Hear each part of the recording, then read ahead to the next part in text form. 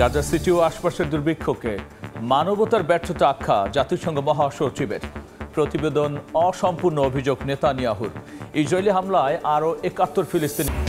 ইরানের বিরুদ্ধে নিষেধাজ্ঞা পুনর্বহালের অধিকার কারণেই দাবি আর রাখছে তেহরানের পরমাণু কেন্দ্রের সীমিত ক্ষয়ক্ষতি নিয়ে প্রতিবেদন দেয়া মার্কিন জেনারেল বরখাস্ত। মিয়ানমার জান্তা ঘনিষ্ঠ ব্যবসায়ী প্রতিষ্ঠানের উপর থেকে মার্কিন নিষেধাজ্ঞা প্রত্যাহার।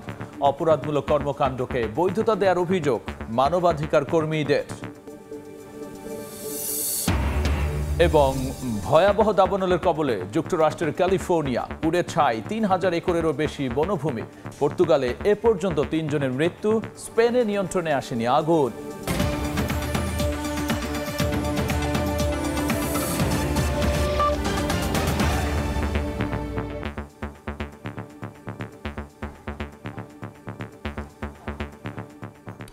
আন্তর্জাতিক সময়ের সঙ্গে আছি আমি গোলাম রাব্বি। গাজা সিটি এবং আশপাশের এলাকার দুর্ভিক্ষ মানবতার ব্যর্থতা বলে আখ্যা দিয়েছেন জাতিসংঘ মহাসচিব আন্তোনিও গুতেরেস। তবে জাতিসংঘের প্রতিবেদন অসম্পূর্ণ বলে দাবি করেছেন ইসরায়েলের প্রধানমন্ত্রী নেতানিয়াহু। তার অভিযোগ, হামাসের পক্ষপাতদুষ্ট তথ্যের উপর ভিত্তি করেই তৈরি করা হয়েছে এই রিপোর্ট। এদিকে গত ২৪ ঘন্টায় ইসরায়েলি হামলা অন্তত ৭১ ফিলিস্তিনি নিহত হয়েছেন, আরও ২ জন মারা গেছেন অনাহারে।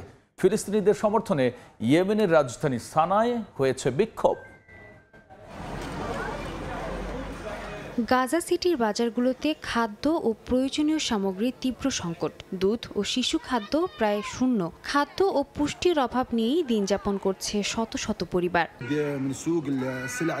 বাজারে মাংসের কোনো চিহ্ন নেই। প্রায় ৪-৫ মাস ধরে একেবারেই পাওয়া যাচ্ছে না। ডিম নেই, দুধ নেই, পুষ্টি সম্পূরক বাজারেও নেই। এগুলো সবই মৌলিক, যা মানুষের শরীরের জন্য অপরিহার্য। যেটুকু খাবার বাজারে পাওয়া যাচ্ছে তার দামও নাগালের বাইরে হওয়ায় হতাশ স্থানীয়রা। ময়দা সামান্য পরিমাণে পাওয়া যায়, তবে দাম এত বেশি যে কেউ কিনতে পারবে না। আজ ময়দার প্রতি কেজি দাম ১৫০ শেকেল। আমার মাথার উপর ছাদি নেই, ময়দা কিভাবে কিনবো? রান্নার তেল সহ অন্যান্য মৌলিক জিনিসও সাধারণ মানুষ কিনতে পারছে না। জাতিসংঘের বিবৃতি বলছে দুর্ভিক্ষ শুরু হয়েছে গাজায়। এই দুর্ভিক্ষকে মানবতার ব্যর্থতা বলে আখ্যা দিয়েছেন জাতিসংঘ মহাসচিব আন্তোনিও গুতেরেস। জাতিসংঘের বৈশ্বিক ক্ষুধা মনিটর আইপিসি জানায় গাজার প্রায় ৫,১৪,০০০ মানুষ দুর্ভিক্ষের শিকার। সেপ্টেম্বরের শেষ পর্যন্ত সংখ্যা বেড়ে ৬,৪১,০০০ ছড়াবে। তবে ইসরায়েলের প্রধানমন্ত্রী বিনিয়ামিন নেতানিয়াহু এই প্রতিবেদনের সত্যতা অস্বীকার করেছেন। তার দাবি, আইপিসির রিপোর্ট হামাসের সরবরাহকৃত তথ্যের ভিত্তিতে তৈরি, যা অসম্পূর্ণ। এই রিপোর্ট পক্ষপাতদুষ্ট ও ভুল বলে দাবি করেন তিনি। এদিকে একদিনে ইসরায়েলি হামলায় গাজায় ১/২ ফিলিস্তিনি নিহত হয়েছেন আর অনাহারে মারা গেছেন ২ জন। স্বাস্থ্য মন্ত্রণালয় জানায়, ক্ষুধা ও পুষ্টিহীনতার কারণে শিশু ও কিশোরদের মৃত্যুহার উল্লেখযোগ্যভাবে বেড়েছে। এর মধ্যেই পশ্চিম তীরে অভিযান চালাচ্ছে ইসরায়েলি সেনারা। নতুন করে অঞ্চলটি থেকে ৯০ ফিলিস্তিনিকে গ্রেফতার করা হয়েছে। গাজার পরিস্থিতি আন্তর্জাতিকভাবেও ক্ষোভ তৈরি করেছে। ইয়েমেনের রাজধানী সানায় হাজার হাজার মানুষ রাস্তায় নেমে ইসরায়েলি আগ্রাসনের বিরুদ্ধে বিক্ষোভ করেছেন। তারা যুক্তরাষ্ট্রকে সরাসরি দায়ী করে বলেন, ওয়াশিংটনের মদদ ছাড়া এই গণহত্যা সম্ভব হতো না। অবিলম্বে যুদ্ধবিরতি ও গাজায় মানবিক সাহায্যের অবাধ প্রবেশের দাবি জানায় বিক্ষোভকারীরা। সাদিয়া তাসনিম, সময় সংবাদ। এদিকে রুশ প্রেসিডেন্ট ভ্লাদিমির পুতিন ও ইউক্রেনের প্রেসিডেন্ট ভলোদিমির জেলেনস্কির মধ্যে সম্ভাব্য দ্বিপাক্ষিক বৈঠকের কোনো এজেন্ডা নেই, তাই এমন বৈঠকের পরিকল্পনাও নেই। শুক্রবার এমন মন্তব্য করেছেন রুশ পররাষ্ট্রমন্ত্রী সের্গেই ল্যাভরভ। অন্যদিকে জেলেনস্কির অভিযোগ, রাশিয়া ইচ্ছাকৃতভাবেই বৈঠক এড়াতে চাইছে, যদিও তিনি আলোচনায় বসতে রাজি। এদিকে ২ সপ্তাহের মধ্যে ফলাফল না দেখলে রাশিয়ার উপর নিষেধাজ্ঞা আরোপের হুঁশিয়ারি দিয়েছেন মার্কিন প্রেসিডেন্ট। চলমান শান্তি আলোচনার মধ্যেই পাল্টাপাল্টি হামলায় নিহত হয়েছেন ৩ জন। রাশিয়া নিয়ন্ত্রিত দোনেৎস্কে ইউক্রেনীয় হামলায় বেশ কয়েকজন হতাহত হয়েছেন। ক্ষতিগ্রস্ত হয়েছে আবাসিক ভবন। ইউক্রেন বলছে, রাশিয়ার হামলায় ৫৭৪টি ড্রোন ও ৪০টি ক্ষেপণাস্ত্র ব্যবহার করা হয়েছে। এতে ঘটেছে হতাহতের ঘটনা। ইউক্রেনের হামলায় রাশিয়ার একাধিক তেল শোধনাগার বন্ধ হয়ে হাঙ্গেরি ও স্লোভাকিয়ায় তেল সরবরাহ অন্তত ৫ দিনের জন্য বন্ধ হতে পারে বলে আশঙ্কা সংশ্লিষ্টদের। এদিকে শুক্রবার মার্কিন টেলিভিশন অনুষ্ঠানে রুশ পররাষ্ট্রমন্ত্রী সের্গেই ল্যাভরভ ল্যাভরভ বলেন, পুতিন বৈঠকে রাজি আছেন, তবে এ বিষয়ে এখনো কোনো এজেন্ডা নেই। তার অভিযোগ, ইউক্রেন সব প্রস্তাব প্রত্যাখ্যান করছে, যেমন ন্যাটোতে যোগ না দেয়া, ভূখণ্ড নিয়ে আলোচনায় আসা কিংবা রুশ ভাষা সংক্রান্ত আইন বদলানো। ল্যাভরভ অভিযোগ করেন, ইউরোপীয় আলোচনা রাশিয়াকে বাদ দিয়ে এগোচ্ছে, যা সাম্প্রতিক মার্কিন রুশ আলোচনার অগ্রগতিকে বাধাগ্রস্ত করছে। কিয়েভে ন্যাটো মহাসচিব মার্ক রুটের সঙ্গে যৌথ সংবাদ সম্মেলনে জেলেনস্কি পাল্টা বলেন, রাশিয়া ইচ্ছাকৃতভাবে বৈঠক এড়িয়ে যাচ্ছে। তার দাবি, বৈঠক যুদ্ধ শেষ করার একটি উপায় মাত্র, কিন্তু রাশিয়া তা চায় না। এ সময় জেলেনস্কি কঠোর নতুন নিষেধাজ্ঞা, বিমান প্রতিরক্ষা ব্যবস্থা ও যুদ্ধ বিমান বাড়ানোর দাবি করার পাশাপাশি কৃষ্ণ সাগর বিষয়ে সহায়তার প্রস্তাব দেওয়ার জন্য তুরস্ককে ধন্যবাদ জানান। এদিকে 2 সপ্তাহের মধ্যে আলোচনার ফলাফল না দেখলে রাশিয়ার উপর নিষেধাজ্ঞা আরোপের হুঁশিয়ারি দিয়েছেন মার্কিন president Donald Trump. Sadia Tasnim, সময় সংবাদ। জাতিসংঘ নিরাপত্তা পরিষদে ইরানের বিরুদ্ধে পুরনো নিষেধাজ্ঞা পুনর্বহাল করার কোনো আইনগত অধিকার নেই বলে জানিয়েছে তেহরান ও মস্কো। শুক্রবার রুশ পররাষ্ট্রমন্ত্রীর সঙ্গে এক ফোনালাপে ব্রিটেন, ফ্রান্স ও জার্মানিকে উদ্দেশ্য করে এই মন্তব্য করেছেন ইরানের উপপররাষ্ট্রমন্ত্রী আব্বাস আরাকচি। চলমান উত্তেজনার মধ্যে শত্রুরা পুনরায় হামলা চালালে আগে ব্যবহৃত হয়নি এমন সব শক্তিশালী অস্ত্র নিয়ে মাঠে নামার হুঁশিয়ারি দিয়েছে ইরান। গেল জুনে ইসরায়েলের সঙ্গে সংঘাতে নিজেদের অত্যাধুনিক সব অস্ত্রের শক্তিমত্তা দেখিয়েছে ইরান, তবে শত্রুদের বিরুদ্ধে আরও কঠোর বার্তার হুঁশিয়ারি দিয়েছে দেশটি। স্থানীয় সময় শুক্রবার এক সাক্ষাৎকারে ইরানের প্রতিরক্ষা মন্ত্রী আজিজ নাসিরজাদে বলেন, শত্রুরা আগ্রাসন চালালে ইরান এবার এমন সব অস্ত্র নিয়ে মাঠে নামবে যা তারা আগে কখনো ব্যবহার করেনি। তার দাবি, ইরানের সার্জিক্যাল ক্ষেপণাস্ত্র এখনও যুদ্ধক্ষেত্রে মোতায়েন করা হয়নি, যেটির পাল্লা 1200 কিলোমিটার। এটি নিখুঁতভাবে শত্রুর লক্ষ্যবস্তুতে আঘাত হানতে সক্ষম উল্লেখ করে প্রতিপক্ষের ইলেকট্রনিক ও ইলেকট্রোম্যাগনেটিক প্রতিরক্ষা ব্যবস্থাও এটিকে থামাতে পারবে না বলে দাবি ইরানের। যুদ্ধের ময়দানের পাশাপাশি কূটনৈতিকভাবেও সংকট নিরসনের পক্ষে ইরান। দেশটির জাতীয় নিরাপত্তা পরিষদের সর্বোচ্চ সচিব আলী লারিজানি কূটনীতিকে অন্যতম হাতিয়ার আখ্যা দিয়ে বলেন, বাস্তবসম্মত আলোচনা কেবল তখনই সম্ভব হবে যখন যুক্তরাষ্ট্র ও ইউরোপ বুঝতে পারবে হুমকি ও যুদ্ধের ভয় দেখিয়ে ইরানকে দমানো যাবে না। লারিজানির অভিযোগ, পশ্চিমা দেশগুলো কূটনীতিকে শুধু অজুহাত তৈরির জন্য ব্যবহার করছে। যদি সত্যিই তারা বোঝে যে যুদ্ধ অর্থহীন, তাহলে আলোচনাই ফলপ্রসূ হতে পারে। এদিকে জাতিসংঘ নিরাপত্তা পরিষদে ইরানের বিরুদ্ধে পুরনো নিষেধাজ্ঞা পুনর্বহাল করার কোনো নৈতিক বা আইনগত অধিকার ব্রিটেন, ফ্রান্স ও জার্মানির নেই বলে জানিয়েছে তেহরান ও মস্কো। শুক্রবার এক ফোন কলে এ মন্তব্য করেন ইরানের উপপররাষ্ট্রমন্ত্রী আব্বাস আরাকচি ও রাশিয়ার পররাষ্ট্রমন্ত্রী সের্গেই ল্যাভরভ। তারা বলেন, ইউরোপীয় রাষ্ট্রগুলো নিজেরাই 2015 সালে পরমাণু চুক্তির প্রতিশ্রুতি ভঙ্গ করেছে। 2018 সালে যুক্তরাষ্ট্র একতরফাভাবে যুক্ত থেকে সরে গিয়ে ইরানের উপর নিষেধাজ্ঞা দেওয়ার পর ইউরোপের দেশগুলো ওয়াশিংটন পথ অনুসরণ করেছে। তবে ইউরোপের দেশগুলোর অভিযোগ, ইরান তার পরমাণু কর্মসূচি সামরিক উদ্দেশ্যে ব্যবহার করছে, আর সে অভিযোগের ভিত্তিতেই তারা সক্রিয় হয়েছে জাতিসংঘ নিরাপত্তা পরিষদে স্ন্যাপব্যাক মেকানিজম চালু করার। এ কারণে অক্টোবরের আগেই পুনরায় কার্যকর হতে পারে পুরনো আন্তর্জাতিক নিষেধাজ্ঞা। মৌসুমী সাথী, সময় সংবাদ।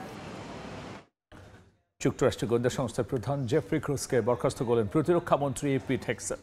শুক্রবার এক বিবৃতিতে বিষয়টি নিশ্চিত করেন তিনি। সম্প্রতি গণমাধ্যমে ফাঁস হওয়া ডিফেন্স ইন্টেলিজেন্স এজেন্সি ডিআই এর প্রতিবেদনে বলা হয়, মার্কিন হামলায় ইরানের পারমাণবিক স্থাপনায় সীমিত ক্ষয়ক্ষতি হয়েছে, কিন্তু সেগুলো সম্পূর্ণ ধ্বংসের দাবি করেছিলেন ট্রাম্প। তাই ফাঁস হওয়া ওই প্রতিবেদন নিয়ে ক্ষুব্ধ হন প্রেসিডেন্ট। এমনকি সিএনএন, নিউ ইয়র্ক সহ টাইমস সহ প্রতিবেদন প্রকাশকারী সংবাদ মাধ্যমগুলোর বিরুদ্ধেও ভুয়া খবর প্রচারের অভিযোগ তুলে কঠোর সমালোচনা করেছেন। নাম প্রকাশ না করার শর্তে মার্কিন কর্মকর্তারা জানিয়েছেন, সংরক্ষিত নৌবাহিনীর প্রধান এবং নৌবাহিনীর বিশেষ যুদ্ধ নেতৃত্বের কমান্ডারকেও অপসারণ করা হয়েছে।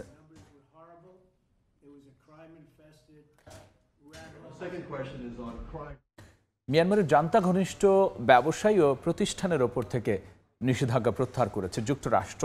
এতে তীব্র ক্ষোভ প্রকাশ করে মানবাধিকার কর্মীরা বলেছেন, নিষেধাজ্ঞা প্রত্যাহারের অর্থ অপরাধমূলক কর্মকাণ্ডকে বৈধতা দেয়া। এদিকে দেশটির আসন্ন নির্বাচন সামনে রেখে প্রার্থী হতে আগ্রহী মন্ত্রী, উপমন্ত্রী, সুপ্রিম কোর্টের বিচারপতি, অ্যাটর্নি জেনারেল এখন থেকে নিজ নিজ আসনে দলীয় সদস্যদের সঙ্গে বৈঠক করতে পারবেন বলে জানিয়েছে জান্তা নিয়ন্ত্রিত নির্বাচন কমিশন। তবে ভোটের প্রচারণা করতে আনুষ্ঠানিকভাবে অনুমতি নিতে হবে। মিয়ানমারে সাধারণ নির্বাচনের দিন যতই ঘনিয়ে আসছে, বেহাত হওয়া ভূখণ্ড ফিরে পেতে ততই মরিয়া হয়ে উঠছে জান্তা সরকার। এরই মধ্যে জান্তা বাহিনীর হামলায় দেশটির কায়া রাজ্যের ডেমোসো উপশহর পরিণত হয়েছে মৃত্যুপুরীতে। ধ্বংস করে দেয়া হয়েছে হাসপাতাল, স্কুল, কলেজ সহ বিভিন্ন স্থাপনা। জান্তা বাহিনীর আক্রমণে গ্রাম ছেড়ে পালাতে বাধ্য হচ্ছেন কৃষকরা। অনাহার আর আতঙ্কে দিন পার করছে শিশুরা। সামরিক জান্তার দাবি, পুরো উপশহরটি দখল করেছে তারা। তবে স্থানীয় প্রতিরোধ বাহিনীর দাবি, বাস্তবে কেবল ফাঁকা হয়ে যাওয়া শহরের কিছু অংশেই অবস্থান করছে সেনারা। এরই মধ্যে জান্তা বাহিনীকে অস্ত্র, বিমান ও প্রযুক্তি সরবরাহের অভিযোগে বাইডেন প্রশাসনের আমলে মার্কিন নিষেধাজ্ঞার আওতায় আসা 2 ব্যক্তি ও এক প্রতিষ্ঠানকে তালিকা থেকে বাদ দেওয়া হয়েছে। সম্প্রতি বিষয়টি নিশ্চিত করেছে ওয়াশিংটন ভিত্তিক আইন সংস্থা ফেরারি অ্যান্ড অ্যাসোসিয়েটস। যুক্তরাষ্ট্রের এমন পদক্ষেপে তীব্র ক্ষোভ জানিয়েছেন মানবাধিকার কর্মীরা। একে অগ্রহণযোগ্য সিদ্ধান্ত বলে আখ্যা দিয়েছেন জাতিসংঘের বিশেষ প্রতিনিধি টম অ্যান্ড্রোস। বিশ্লেষকরা বলছেন, এসব অস্ত্র বেসামরিকদের দমন-পীড়নের উদ্দেশ্যে ব্যবহৃত হতো। জান্তা ব্যক্তিদের নিষেধাজ্ঞা প্রত্যাহারের অর্থ হলো তাদের অপরাধমূলক কর্মকাণ্ডের দায় থেকে মুক্তি দেয়া, যা মিয়ানমারের চলমান সংকটকে আরো দীর্ঘস্থায়ী করতে পারে। চলমান উত্তেজনার মধ্যে মিয়ানমারের জান্তা নিয়ন্ত্রিত ইলেকশন কমিশন জানিয়েছে, ডিসেম্বরের শেষ দিকে ধাপে ধাপে শুরু হতে যাওয়া নির্বাচনে অংশ নিতে আগ্রহী মন্ত্রী, উপমন্ত্রী, সুপ্রিম কোর্টের বিচারপতি, অ্যাটর্নি জেনারেল এবং অডিটর জেনারেল এখন থেকে নিজ নিজ আসনে দলীয় সদস্যদের সঙ্গে বৈঠক করতে এবং কৌশল প্রণয়ন করতে পারবেন। তবে ভোটার সমাবেশ, জনসভা বা সরাসরি প্রচারণা শুরু করতে হলে প্রার্থী নিবন্ধন এবং যাচাই প্রক্রিয়া শেষ হওয়ার পর অনানুষ্ঠানিকভাবে অনুমতি নিতে হবে। এ প্রক্রিয়া শেষ হবে 4 অক্টোবর। মৌসুমী সাথী, সময় সংবাদ। আন্তর্জাতিক সময়ে আরও থাকছে। মার্কিন পণ্যের ওপর আমদানি শুল্ক প্রত্যাহারের ঘোষণা কানাডার, স্বাগত জানালেন ট্রাম্প। বাণিজ্যিক সম্পর্ক ফের চাঙ্গা হওয়ার আশাবাদ 2 দেশের। ভয়াবহ দাবানলে পুড়ছে যুক্তরাষ্ট্রের ক্যালিফোর্নিয়া অঙ্গরাজ্য। দ্রুত ছড়িয়ে পড়ছে আগুন। নাপা কাউন্টিতে 3000 একরের বেশি বনভূমি পুড়ে গেছে। আগুন নিয়ন্ত্রণে কাজ করছেন দমকল কর্মীরা। এদিকে দাবানলের কবলে ইউরোপের কয়েকটি দেশও। স্পেনে আগুন নেভাতে সহায়তা করছে গ্রিস, ফিনল্যান্ড, জার্মানি, ফ্রান্স সহ বিভিন্ন দেশের ফায়ার সার্ভিসের কর্মীরা। পর্তুগালে 1 সপ্তাহে দাবানলে প্রাণ গেছে অন্তত 3 জনের। আগুনে পুড়ছে যুক্তরাষ্ট্রের ক্যালিফোর্নিয়া অঙ্গরাজ্যের নাপা কাউন্টি। স্থানীয় সময় শুক্রবার বিকেলে পুড়ে গেছে 3000-এর বেশি বনভূমি। আগুন নিয়ন্ত্রণে প্রাণপণ চেষ্টা চালাচ্ছেন দমকল কর্মীরা। তারা জানান, মাত্র 7% আগুন নেভানো সম্ভব হয়েছে। বিমান থেকে পানি ছোড়ার পাশাপাশি ফায়ার সার্ভিস কর্মীরা সর্বোচ্চ চেষ্টা চালালেও নাপা ভ্যালির ওয়াইন অঞ্চল এখনও ধোঁয়ার কুণ্ডলিতে আচ্ছন্ন। শুধু নাপা কাউন্টি নয়, পার্শ্ববর্তী লেক কাউন্টিতেও ছড়িয়ে পড়েছে আগুন। বৃহস্পতিবার বিকেলে সূত্রপাত হওয়া আগুন নিয়ন্ত্রণে রাতভর কাজ করেন 350-এর বেশি কর্মী। এ অবস্থায় জরুরি সতর্কতা জারি করেছে স্থানীয় কর্তৃপক্ষ। আগুনের উৎস খুঁজতে চলছে তদন্ত। দাবানলের কবলে ফ্লোরিডা অঙ্গরাজ্য। দাবানলে পুড়ছে ইউরোপের বেশ কয়েকটি দেশও। স্পেনে আগুন নেভাতে ব্যস্ত ফায়ার সার্ভিস কর্মীরা। দুর্যোগ মোকাবিলায় দেশটিকে সহায়তা করছে Greece, Finland, Germany, France, Romania, Italy সহ বেশ কয়েকটি দেশ। ইউরোপ মানে সংহতি, অঙ্গীকার আর সুখে দুঃখে একসঙ্গে থাকা। অতীতে স্পেন যেমন গ্রিস ও পর্তুগালের দাবানলে পাশে দাঁড়িয়েছিল, এবার সেই সহযোগিতা ফিরে আসায় ইউরোপীয় ঐক্যের বার্তা আরো জোরালো হলো।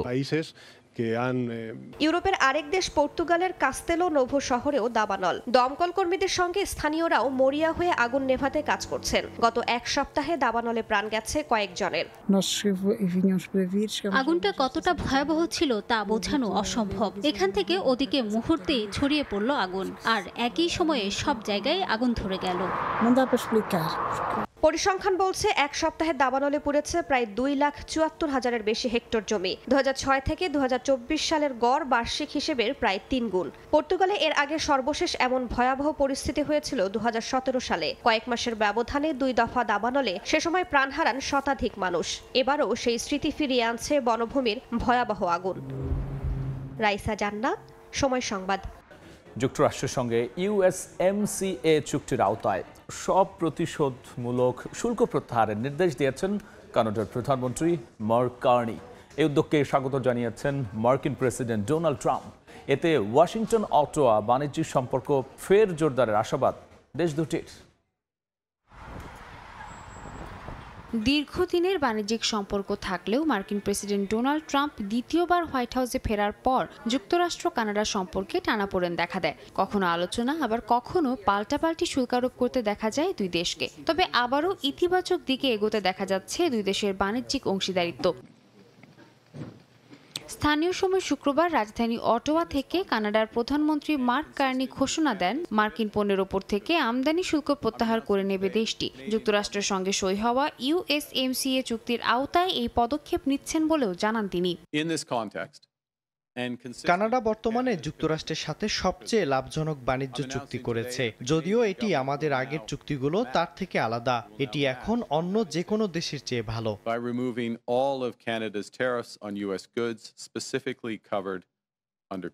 কার্নি জানান, কানাডা এখন যুক্তরাষ্ট্রের সঙ্গে বাণিজ্যে অধিকাংশ পণ্য মুক্ত বাণিজ্যের আওতায় আনছে। তবে স্টিল, অ্যালুমিনিয়াম ও গাড়ির ওপর শুল্ক অক্ষুণ্ণ থাকবে, যাতে যুক্তরাষ্ট্রের সঙ্গে আলোচনায় কৌশলগতভাবে এগোনো যায়। কার্নি ট্রাম্পের সঙ্গে বৃহস্পতিবার ফোনালাপে নিশ্চিত হয়েছেন যে শুল্ক প্রত্যাহার আলোচনাকে ত্বরান্বিত করবে।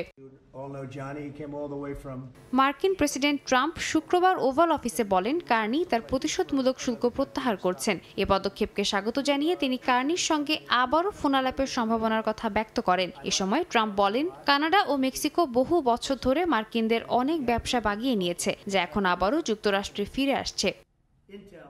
সাদিয়া তাসনিম, সময় সংবাদ।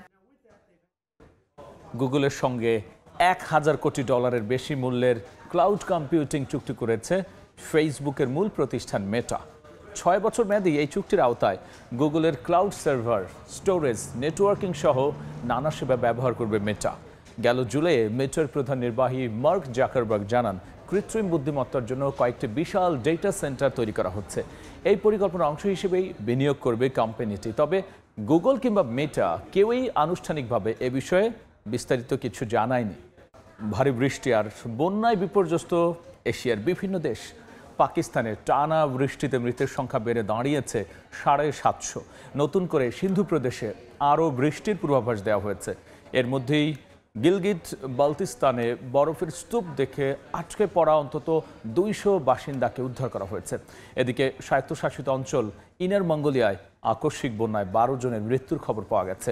ভারতের উত্তরপ্রদেশ ও গুজরাটে বন্যায় তলিয়ে গেছে বহু কৃষি জমি, ঘরবাড়ি, আর চরম বিপাকে পড়েছেন কৃষকরা। ভয়াবহ বন্যায় বিপর্যস্ত ভারতের বিভিন্ন অঞ্চল। উত্তরপ্রদেশ ও গুজরাটে তলিয়ে গেছে অনেক কৃষিজমি, বাড়িঘর। গৃহহীন হয়ে পড়েছেন অনেক বাসিন্দা। পানিতে ডুবে গেছে রাস্তাঘাট সহ বিভিন্ন স্থাপনা। ছড়িয়ে পড়েছে নানা পানিবাহিত রোগ। এখানকার 3 থেকে 4টি বাড়ি পানিতে তলিয়ে গেছে। অন্তত 30টি বাড়ি ধ্বংস হওয়ার পথে। পাকিস্তানের গিলগিট বালতিস্তানে বিশাল বরফের স্তূপ ভেঙে ঘিজার নদীর প্রবাহ আটকে গিয়ে নিচু অঞ্চলে বন্যা পরিস্থিতির সৃষ্টি হয়েছে। উদ্ধার অভিযান চালিয়ে সরিয়ে নেওয়া হয়েছে অন্তত 200 বাসিন্দাকে। দেশটির দুর্যোগ ব্যবস্থাপনা কর্তৃপক্ষের হিসেব অনুযায়ী বর্ষা মৌসুম শুরু হওয়ার পর থেকে এখন পর্যন্ত 750 জনের মৃত্যু হয়েছে। 24 আগস্ট থেকে সিন্ধু প্রদেশে ভারী বৃষ্টিপাতের পূর্বাভাসও দেয়া হয়েছে। এতে অঞ্চলটিতে বন্যা দেখা দিতে পারে বলে সতর্ক করা হয়েছে। চীনের স্বায়ত্তশাসিত অঞ্চল ইনার মঙ্গোলিয়ায় আকস্মিক বন্যায় কয়েকজনের মৃত্যুর খবর পাওয়া গেছে। অঞ্চলটির নদীর তীরবর্তী এলাকায় ক্যাম্পিং করতে যাওয়া কয়েকজন আকস্মিক বন্যায় নিখোঁজ হন। পরে তাদের কয়েকজনের মরদেহ উদ্ধার করা হয়। শক্তিশালী টাইফুন লিংলিং এর আঘাতে বিপর্যস্ত জাপানের কাগোশিমা, কিউশু সহ উপকূলীয় অঞ্চল। দেশটির আবহাওয়া বিভাগ জানিয়েছে, স্থানীয় সময় বিকেল 5টায় কাগোশিমায় আছড়ে পড়ে ঘূর্ণিঝড়টি। শুক্রবার সকালে কিউশু দ্বীপ অতিক্রম করে ক্রমশ দুর্বল হয়ে যায় এটি। ঝড় ও ভারী বর্ষণে ক্ষতিগ্রস্ত হয় বসতবাড়ি, দোকানপাট। স্থানীয় গণমাধ্যমের তথ্য মতে এদিন 315 থেকে 325 মিলিমিটার বৃষ্টিপাত রেকর্ড করা হয়। নাদিম মারজান, সময় সংবাদ। আন্তর্জাতিক সময়ে আরও থাকছে। নায়াগ্রা জলপ্রপাত থেকে নিউ ইয়র্ক ফেরার পথে পর্যটকবাহী বাস উল্টে শিশুসহ নিহত 5, আহত বেশ কয়েকজন। দ্রুতগতি দুর্ঘটনার কারণ ধারণা পুলিশে। আবারও সক্রিয় হয়ে উঠেছে হাওয়াইয়ের কিলাউয়া আগ্নেয়গিরি। স্থানীয় সময় শুক্রবার আগ্নেয়গিরিটি থেকে লাভা উদ্গীরণ শুরু হয়। যুক্তরাষ্ট্রের ভূতাত্ত্বিক জরিপ সংস্থার তথ্য মতে আগ্নেয়গিরি থেকে প্রায় 30 মিটার উঁচুতে লাভা ছড়িয়ে পড়ছে। গেল বছরের ডিসেম্বর থেকে এ পর্যন্ত 31 বার লাভা উদ্গীরণ হয়েছে সেখান থেকে। স্থানীয় সংবাদ মাধ্যম জানিয়েছে, লাভা শুধুমাত্র আগ্নেয়গিরির চূড়ান্ত সীমিত রয়েছে, এখনও এতে বসতবাড়ি ক্ষতিগ্রস্ত হয়নি।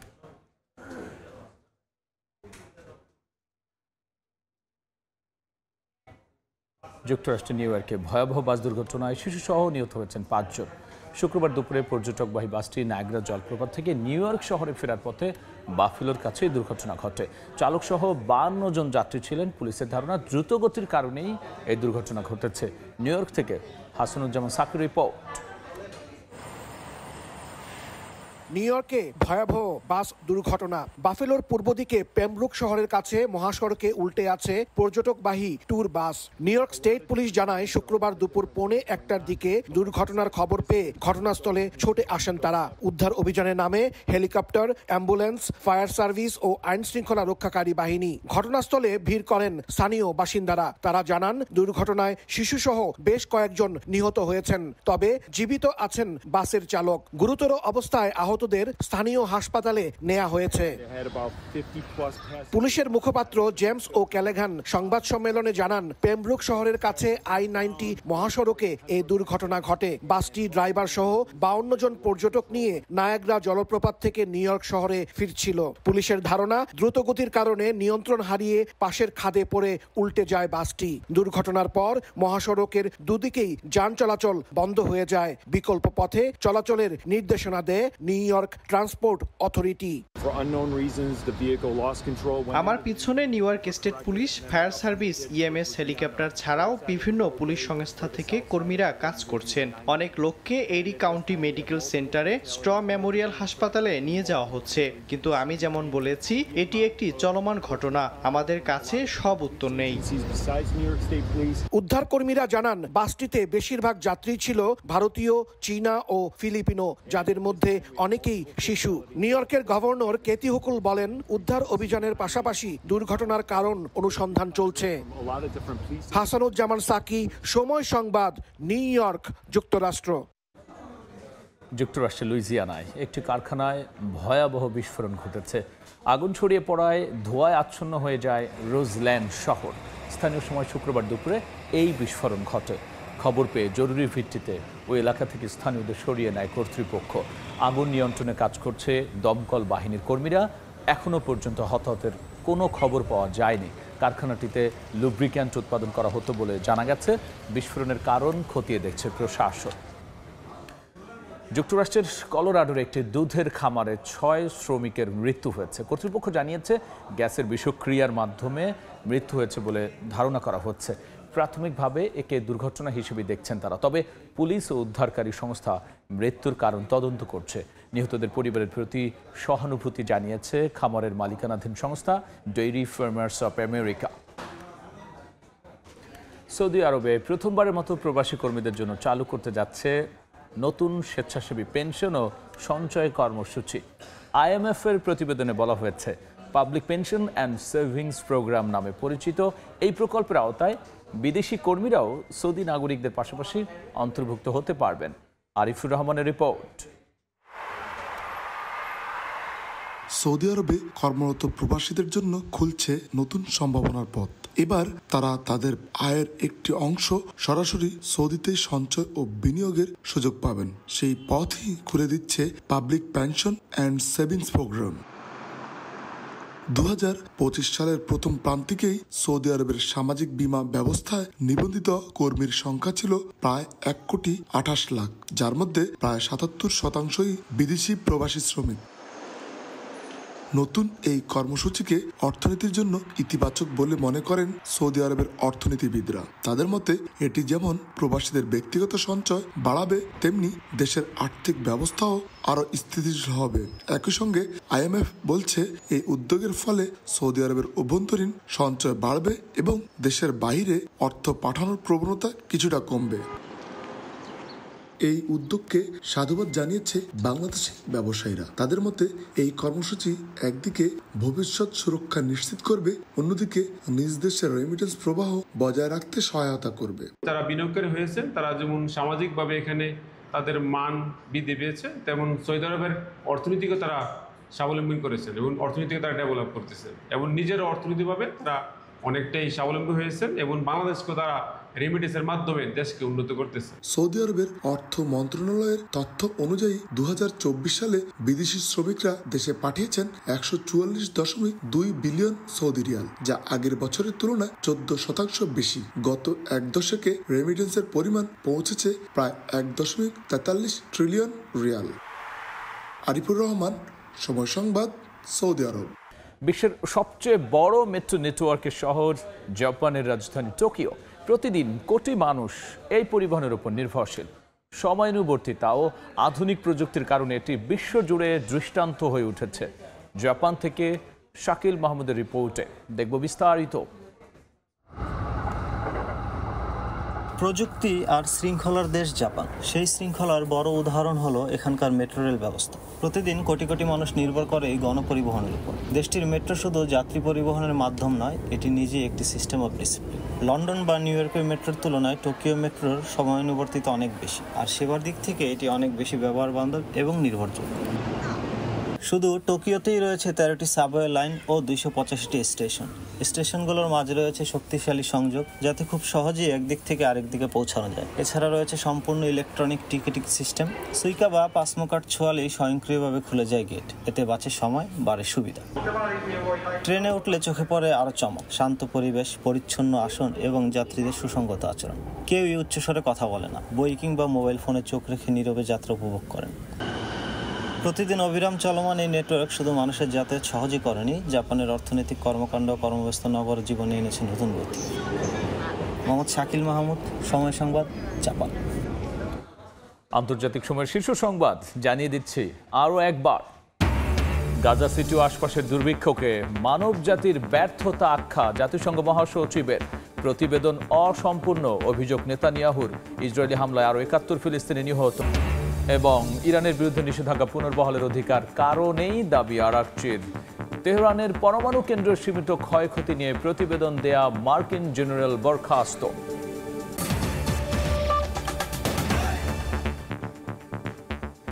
এই ছিল আন্তর্জাতিক সময়। সঙ্গী থাকুন সময়।